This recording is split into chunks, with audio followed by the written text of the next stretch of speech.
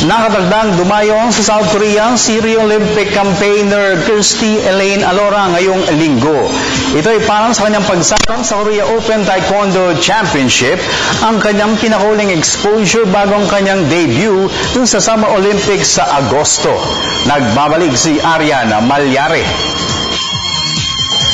Maayos ang itinatakbo ng preparasyon ni Taekwondo Jean Elaine Alora kulang 2 buwan bago ang kanyang laban sa Rio Olympics. At para mag-gauge kung nasa ang level na ba ang kanyang kahandaan, nakatakdang lumipad patungong South Korea ang 26-year-old athlete para lumahok sa isang torneo doon. Ayon kay Alora, malaking tulong ang Korea Open para sa kanya na magsisilbing huling tune-up game bago ang Olympiad.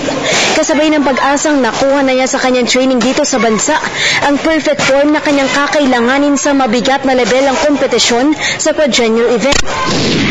Okay na po dahil nga yun, nag-build ako talaga ng muscle and para po talaga sa stamina ko. So, yung pinapokus ko naman po is nag-focus naman po namin. Kailangan ko talaga po yun, speed and stamina and use talent po talaga. So ngayon po, nag-maintain na po ako ng weight kasi nga po, yun po yung talagang present po ako comfortable maglaro. Ang maintain ko po ngayon is 72. Bibigat po ako. Yun, medyo mag-iiba talaga yung release ko and ano po talaga, parang mag-iiba yung feeling ko. At dahil first-timer sa Olympics, determinado si Alora na gawing memorable ang kanyang paglahok dito. Si Alora ay kakampanya sa women's above 67 kg event.